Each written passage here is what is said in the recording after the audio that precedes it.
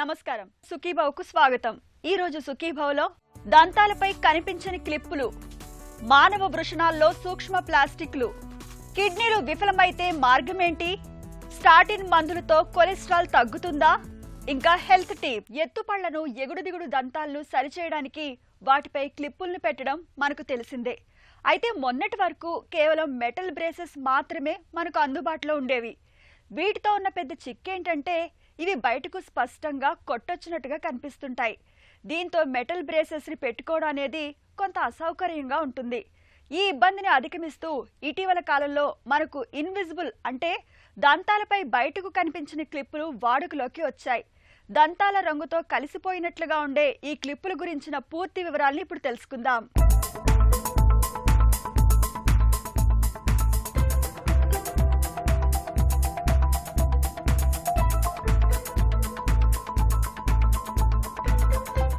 ముఖానికి చిరునవ్వే అసలైన అందం. ఆ అరనవ్వులో ఎన్నెన్నో భావాలు, ఎంతో స్వయగం. ఆ క్షణంలో ఆనందం తాండవిస్తుంది, ఆత్మవిశ్వాసం తొణికిసలాడుతుంది, చక్కటి పలువరస పలకరిస్తుంది. అన్నీ కలిపి ప్రకృతిలోని కళాత్మక సౌందర్యం తడుక్కున మెరుస్తుంది. అందుకే చిరునవ్వుకు, ఆత్మవిశ్వాసానికి, పలువరసకు, అందానికి అంతటి విడదీయరాని బంధం. అయితే ఎగుడు దిగుడు పళ్ళు, మరీ ముందుకు తోసుకొచ్చే ఎత్తుపళ్ళు, పళ్ల మధ్య పెద్ద పెద్ద సందులు, అసహజంగా తయారైన చిగుళ్ళు, ఇవి కేవలం నోటి ఆరోగ్యాన్నే కాదు, మొత్తం మనిషి అందాన్నే మార్చేస్తాయి. మనసులో న్యూనత పేరుకుపోయేలా చేసి ఆత్మవిశ్వాసాన్ని దెబ్బతీస్తుంది. అయితే ఇవేవి సరిచేయలేనివి కాదు. వీటిని సరిచేసేందుకు దంత వైద్యంలో ఇవాళ బ్రేసెస్ రూపంలో చక్కటి పరిష్కారం ఉంది. ఒకప్పటిలో పైకి స్పష్టంగా కనిపించే మెటల్ బ్రేసెస్ స్థానంలో నేడు దంతాలపై కనిపించని క్లిప్పులు కూడా ఇప్పుడు అందుబాటులో ఉన్నాయి.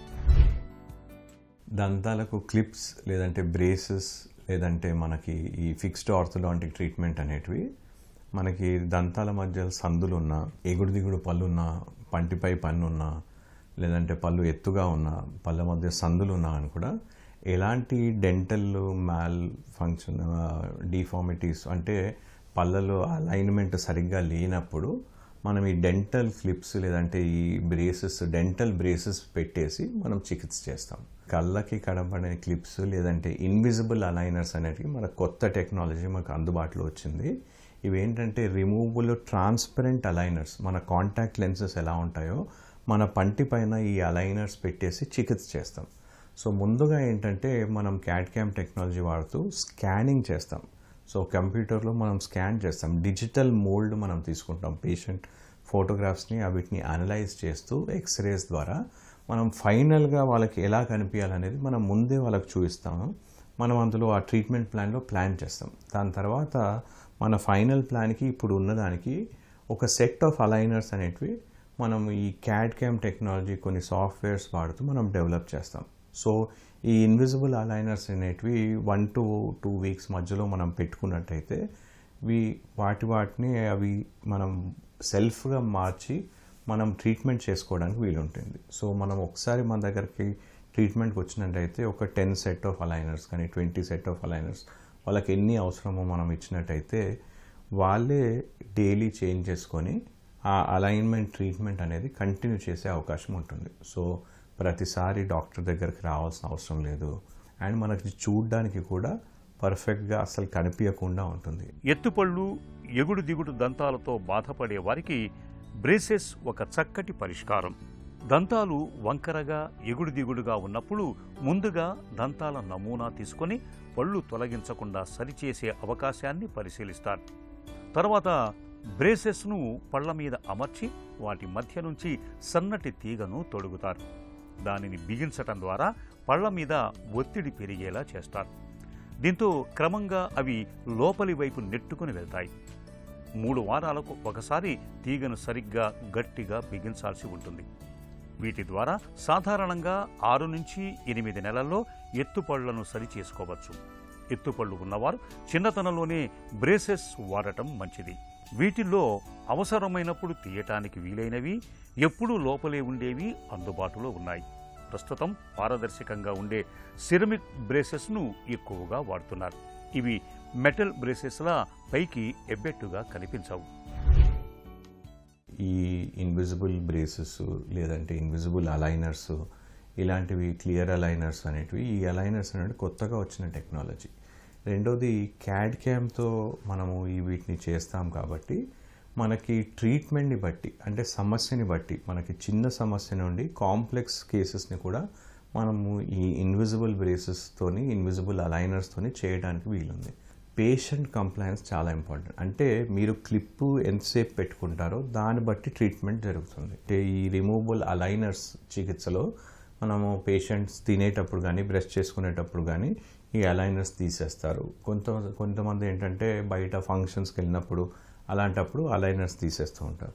సో అలాంటప్పుడు ఈ ట్రీట్మెంట్ టైం అనేది పెరిగే అవకాశం ఉంటుంది, కానీ ఇతర ఎలాంటి ఇబ్బందులు ఉండవు. రెండోది, వీళ్ళకి అలైనర్స్ పెట్టుకున్నప్పుడు కొన్ని చిన్నటి జాగ్రత్తలు తీసుకోవాలి. ఏంటంటే అలైనర్స్ పెట్టుకున్నప్పుడు చాలా వేడిగా ఉన్న పదార్థాలు తీసుకోకూడదు. అంటే టీస్, కాఫీస్ అలైనర్స్ పెట్టుకొని తీసుకున్నట్టయితే ఈ అలైనర్స్ వార్ప్ అయ్యే అవకాశం ఉంటుంది. ప్లాస్టిక్ మెటీరియల్తో ఉంటుంది కాబట్టి అది షేప్ మారే అవకాశం ఉంటుంది. సో అందుకోసమని ఈ అలైనర్స్ అలా పెట్టుకున్నప్పుడు చాలా వేడిగా కానీ అలాంటి తినే ఆహారం మనం తీసుకోకపోవడం బెటర్. బ్రేసెస్ అనగానే స్కూలు, టీనేజ్ పిల్లలు గుర్తొస్తారు. నవ్వినప్పుడు తళుక్కున మెరుస్తూ కనిపించే ఆ స్టీల్ బ్రేసెస్ను చూసి మనం ఇబ్బందికి లోనవుతూ ఉంటాం. అయితే ఇదంతా ఒకప్పటి మాట. ఇవాళ అందుబాటులో ఉన్న ఇన్విజిబుల్ బ్రేసెస్తో ఈ సమస్యను చక్కగా అధిగమించవచ్చు. వీటిని సమస్య తీవ్రతను బట్టి 6 నుంచి 15 నెలలు వాడుకోవాల్సి ఉంటుంది. పళ్ళు ఇరుకుగా ఉండి ఒకదానిపై మరొకటి ఎక్కినట్టు కనిపించే సమస్య ఉన్న వాళ్లకు ఈ బ్రేసెస్ ఎంతో ఉపయోగకరంగా ఉంటుంది. వీటిని ధరించడం వల్ల 9 నుంచి 12 నెలల్లో పలు వరుస కుదురుగా మారిపోతుంది. అలాగే ఇంటర్ ప్రాక్సిమల్ రిడక్షన్ అనే ప్రక్రియతో కూడా దంతాలను సరిదిద్దుకోవచ్చు. హెల్త్ న్యూస్ మీకోసం.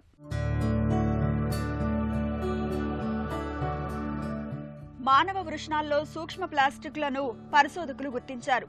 దీంతో పురుషుల్లో వీర్య కణాలు తగ్గిపోవడానికి ఇవే కారణమై ఉంటాయా అన్న అనుమానాలు తలెత్తుతున్నాయి. పరిశోధనలో భాగంగా 23 మంది పురుషుల మృతదేహాలు, 47 పెంపుడు జంతువుల కళేబరాల నుంచి సేకరించిన వృషణాలను అమెరికాలోని యూనివర్సిటీ ఆఫ్ కాలిఫోర్నియాకు చెందిన శాస్త్రవేత్తలు పరిశీలించారు. ప్రతి నమూనాలోనూ సూక్ష్మ ప్లాస్టిక్ల కాలుష్యం కనిపించింది.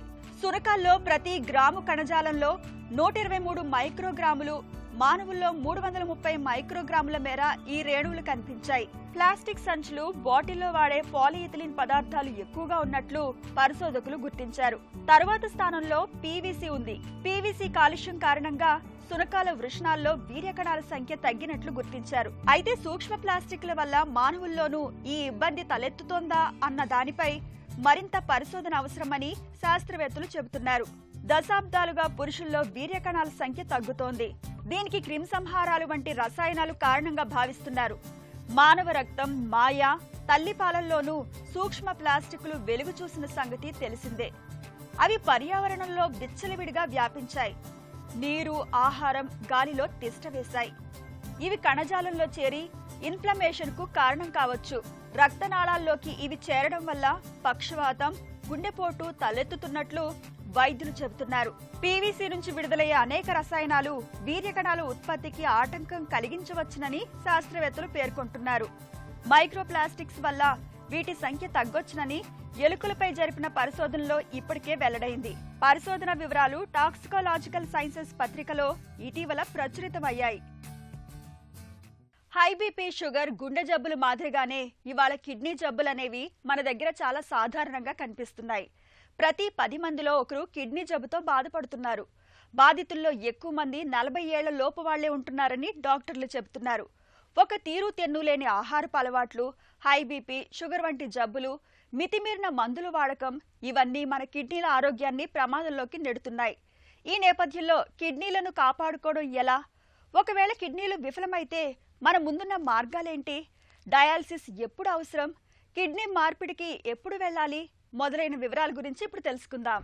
ఈ మధ్య కాలంలో ప్రపంచ జనాభా మొత్తంలో చూస్తే కూడా 10% వరకు ప్రజలు కిడ్నీ వ్యాధి బారిన పడుతున్నారు. దీనికి ముఖ్య కారణాలు మారుతున్న జీవనశైలి, బీపీ, షుగర్ కంట్రోల్లో లేకపోవడము, స్మోకింగ్ కానివ్వండి, నొప్పి బిళ్ళలు అండ్ ఇంకొక రీజన్ వచ్చేసరికి మన సైన్స్ బాగా డెవలప్ అయింది, మెడిసిన్ బాగా డెవలప్ అవడం ద్వారా ఎర్లీ డయాగ్నోసిస్ చేయడం వల్ల కూడా మనకి incidence on prevalence of diseases అన్ని కూడా చాలా ఎక్కువ అవుతున్నాయి. కిడ్నీస్ పూర్తిగా 90% వరకు పాడైపోయినప్పుడు ఇంకా ఇర్రివర్సిబుల్ డ్యామేజ్ అనమాట. సో అలాంటి వాళ్ళకి మనకి కిడ్నీ రీనల్ రీప్లేస్మెంట్ థెరపీ అంటాం, అంటే డయాలసిస్ కానీ ట్రాన్స్ప్లాంట్ కానీ చేయాల్సి ఉంటుంది. సో వీళ్ళకి ఏంటి అంటే మందులతో కూడా వాడినా సరే కూడా ఈ సిమ్టమ్స్ కాళ్ళవాపు ఆయాసం ఎక్కువగా ఉంటాయి, వాళ్ళకి ఖచ్చితంగా డయాలసిస్ లాంటి ఆప్షన్స్కి వెళ్ళాల్సి ఉంటుంది. డయాలసిస్ అంటే ఏంటి?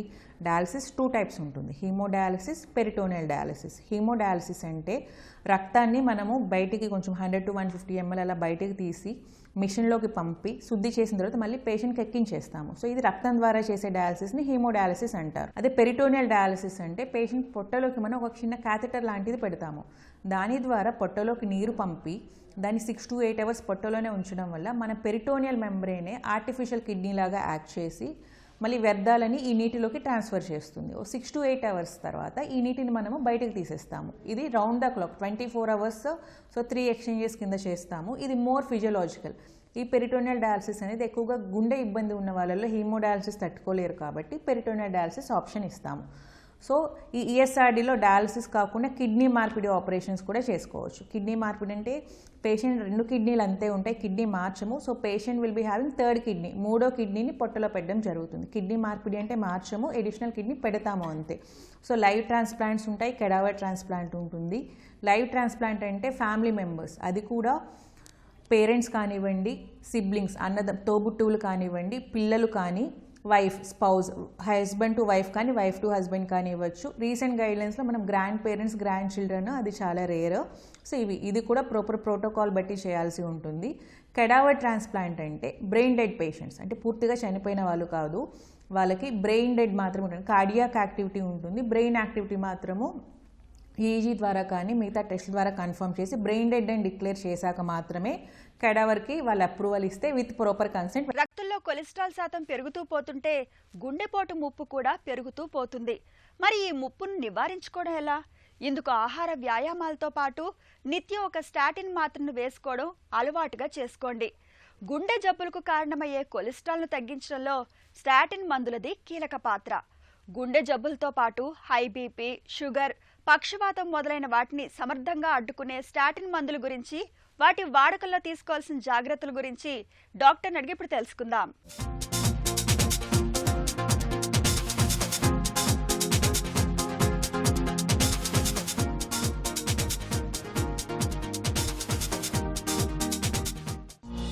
స్టాటిన్ మందులు అంటే ఏంటి? Statin is a group of drugs. ఈ డ్రగ్స్ ముఖ్యంగా కొలెస్ట్రాల్ తగ్గేయడానికి, అంటే ముందు సింవాస్టాటిన్ అని, లోవాస్టాటిన్ అని, రోజ్వాస్టాటిన్ అని, రకరకాల స్టాటిన్స్ మార్కెట్లో అవైలబుల్ ఉన్నాయి. బట్ చాలా పాపులర్గా, చాలా వైడ్గా యూజ్ చేసి చాలా ట్రయల్స్లో వెల్ అప్రూవ్డ్ డ్రగ్స్ అంటే రోజ్వాస్టాటిన్ అండ్ అటర్వాస్టాటిన్. సో ఈ స్టాటిన్ వల్ల ఏంటంటే మనకు కొలెస్ట్రాల్ ఒకటే తగ్గడం కాక there are other effects, pleiotropic effects అంటాం. ప్లియోట్రాఫిక్ ఎఫెక్ట్ అంటే గుండె రక్తనాళాల్లో ఎండోథీలియం అనేది ఉంటుంది, లోపల ఒక పొర. ఈ ఎండోథీలియం ఏంటంటే ఈ ప్లేట్లెట్స్ అక్కడ అతుక్కోకుండా, ఆడ రక్తం గడ్డ కట్టకుండా ప్రివెంట్ చేస్తుంది. అదేవిధంగా రక్తనాళాల్లో రక్తం తగ్గినప్పుడు సంకోచం, వ్యాకోచం అయ్యే దాన్ని కంట్రోల్ చేస్తుంది. అదేవిధంగా ఈ మనకు రక్తనాళపు లోపల ఫ్యాట్ డిపాజిట్ అయినప్పుడు అది బ్రేక్ కాకుండా కూడా ఇది ప్రొటెక్ట్ చేస్తుంది. ఎండోథీలియం అనేది వెరీ ప్రొటెక్టివ్. సో స్టాటిన్ అనేది it improves the endothelial function. All trials have shown there is significant reduction in the cardiac death and heart attack and repeat రీబాస్టర్ అంటే మళ్ళీ యాంజియోప్లాస్టీలు, బైపాస్ అయ్యే ఛాన్సెస్ కూడా తగ్గుతాయి. అందుకంటే first line therapy statin therapy అంటాం. కొలెస్ట్రాల్ని తగ్గించడంలో స్టాటిన్ మందులు ఎలా పనిచేస్తాయి? స్టాటిన్ మందులు ఏంటంటే మనకు హెచ్ఎంజీ కోఎంజైమ్ ఏ పాత్వే ఉంటుంది, దాని మీద యాక్ట్ చేసి that will reduce the cholesterol synthesis, అంటే ఎల్డిఎల్ వాల్యూస్ పెరగకుండా కాపాడుతాయి. బెంపడైకోసిన్ వచ్చింది. అదేవిధంగా మనకు ఇవాళ రేపు long acting cholesterol lowering agents కూడా ఇంజెక్టబుల్స్ వచ్చినాయి, అదే రెపాత అంటాం. వీటితో ఏంటంటే ఆ PCSK9 ఇన్హిబిటర్ చేయడం వల్ల కొలెస్ట్రాల్ లెవెల్స్ డ్రాస్టిక్గా తగ్గిపోతాయి. అదేవిధంగా ఇప్పుడు రీసెంట్గా ఇంక్లిసిరాన్ అనే ఇంజెక్షన్ కూడా వచ్చింది. ఇదైతే 6 monthsకి ఒక ఇంజెక్షన్. 6 monthsకి ఒక injection. Base line cholesterol 50 to 60%. అంటే disadvantage too expensive, 1 lakh per injection. అదే మనకు రెపాతా ఇంజెక్షన్ అనేది 15 daysకి ఒకసారి ఇవ్వాలి. బట్ మన ఇండియన్ సర్కమ్స్టాన్స్లో we are giving once in a month also. దాంతో కూడా మనకు బాగా కంట్రోల్ అవుతున్నాయి. ప్రస్తుతం మనకు ఎలాంటి స్టాటిన్ మందులు అందుబాటులో ఉన్నాయి? మన కంట్రీ లోపల ప్రతి ఒక్క డ్రగ్ అవైలబుల్. మన దగ్గర లేని డ్రగ్ అనేది లేదు ఫ్రాంక్లీ. నవ్ టెక్నాలజీ కానీ డ్రగ్స్ కానీ whether go to US or Europe, whatever drugs they are having now, all drugs are available in our country. నాకు స్టాటిన్ ఎంటైర్ రేంజ్ ఉంది, సింవాస్టాటిన్ ఉంది, పిటావాస్టాటిన్ ఉంది, ఆల్ అంటే అటర్వాస్టాటిన్ ఉంది, రోజ్వాస్టాటిన్ ఉంది. అదేవిధంగా recently launched bempedoic acid, that is also available. ఎస్టమాబ్ ఉంది. All these drugs are FDA approved and well proven drugs. అంటే నార్మల్గా ఇప్పుడు వాళ్ళ రేపు మనము డ్రగ్స్ అనేది ఎవిడెన్స్ బేస్డ్ మెడిసిన్ అంటాం. ఎవిడెన్స్ బేస్డ్ మెడిసిన్ అంటే డ్రగ్ మనము ఇన్వెంట్ చేయగానే దాన్ని లెఫ్ట్ అండ్ రైట్ యూజ్ చేయలేము. It has to go to many clinical trials. So internationally multiple సెంటర్స్లో ర్యాండమైజర్లో ఈ డ్రగ్స్ డెఫినెట్గా కన్సిస్టెంట్గా బెనిఫిట్ ఉంది పేషెంట్స్కు, సైడ్ ఎఫెక్ట్ తక్కువ.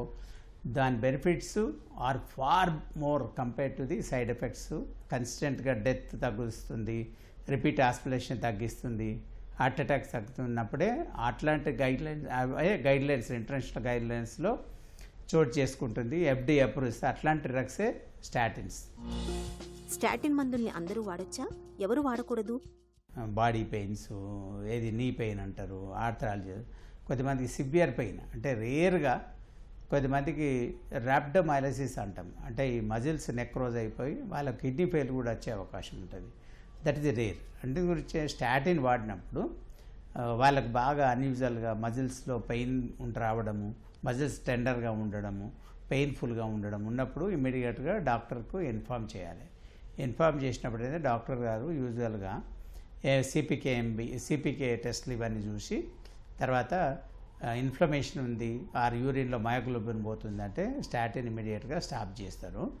So these are statin intolerant patients. అదేవిధంగా రేర్గా కొద్దిమందికి స్టాటిన్ తోటి లివర్ కూడా డిస్ఫంక్షన్ వచ్చే ఛాన్స్ ఉంది. These are all very very rare. Statin మందులతో సమస్యలేవి ఉండవా? ఇమీడియట్గా మనకు సైడ్ ఎఫెక్ట్స్ అంటే ముఖ్యంగా లివర్ ఇంజురీ రావచ్చు. అదేవిధంగా మయోసైటిస్ అంటే మజిల్స్ బాడీ పెయిన్స్, మయోసైటిస్ వచ్చేసి సమ్టైమ్స్ అంటే rarely we came across the patients acute renal shutdown, అంటే కిడ్నీ కంప్లీట్గా డిస్ఫంక్షన్లోకి వెళ్తుంది. ఎందుకంటే మజిల్స్ ర్యాప్డోమైలస్ అంటే ఇండైరెక్ట్గా మజిల్ ఫైబర్ చిట్లుతాయి. సో అందులో మజిల్లో ఉన్న ప్రోటీన్ మయోగ్లోబిన్ అంటాం. ఆ ప్రోటీన్ యూరిన్లో కిడ్నీ నుంచి ఎక్స్క్రీట్ అయినప్పుడు అది కిడ్నీని కంప్లీట్గా లోపల గ్లోమర్లో నెఫ్రైన్ అది మన ట్యూబ్యూల్స్ బ్లాక్ చేసేసి they may go into acute renal shutdown, అంటే అక్యూట్ రీనల్ ఫెయిల్యూర్ వచ్చే అవకాశం ఉంది. But these are all rare. But progressive worsening symptoms అంటే we should stop, then we switch on to the other alternative non statin therapy. Statin మందులతో పాటు ఇతర మందుల్ని వాడొచ్చా? హార్ట్ అటాక్ వచ్చిన పేషెంట్స్కు అదర్ డ్రగ్స్ కాంబినేషన్స్ కంపల్సరీ. ఇప్పుడు ఒక్క స్టాటిన్ థెరపీ ఇయ్యం. సపోజ్ స్టెంట్ వేసినాం అనుకోండి, బ్లడ్ థిన్నర్స్ అంటాం, compulsory they are on dual antiplatelet therapy. అంటే యాస్పిరిన్ మ్యాండేటరీ, వాళ్ళకు టికాక్లర్ అంటాం, టికాక్లర్ కానీ ప్రాస్టుగ్రెల్ కానీ క్లోపిడాగ్రెల్ కానీ ఈ మూడిట్లో ఏదైనా ఒక ట్యాబ్లెట్ ప్లస్ యాస్పిరిన్ కాంబినేషన్ ఇస్తాం. దాన్ని dual antiplatelet 1 year must. 1 year తర్వాత సింగిల్ యాంటీప్లేట్లెట్, అంటే you can drop aspirin or you can drop ఈ 3లో ఏదైనా ఒకటి డ్రాప్ చేయొచ్చు.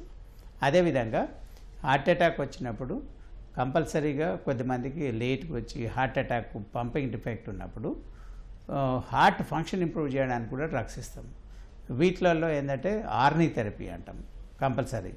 అదేవిధంగా బీటా బ్లాకర్స్ కంపల్సరీ.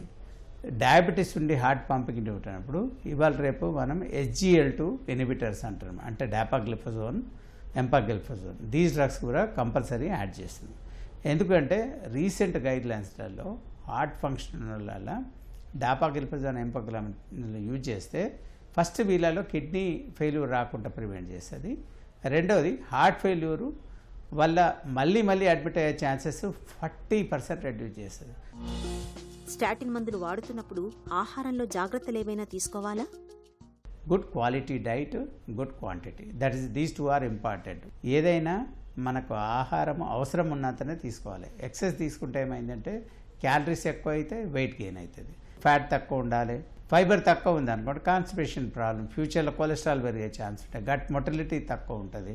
అదేవిధంగా ఫ్యాట్ కూడా లో ఉండాలి. More vegetables, more particular greeny and yellow vegetables are preferable. Oil కంటెంట్లో కూడా you can take the cod liver, fish liver oil or olive oil, ginger oil and mixed oils are very important. అంటే ఒకటే type oil regular కాకుండా, అంటే ఒక్కొక్క ఆయిల్లో saturated fats ఉంటాయి, unsaturated fats ఉంటాయి, అన్ని కాంపనెంట్స్ యూస్ఫుల్.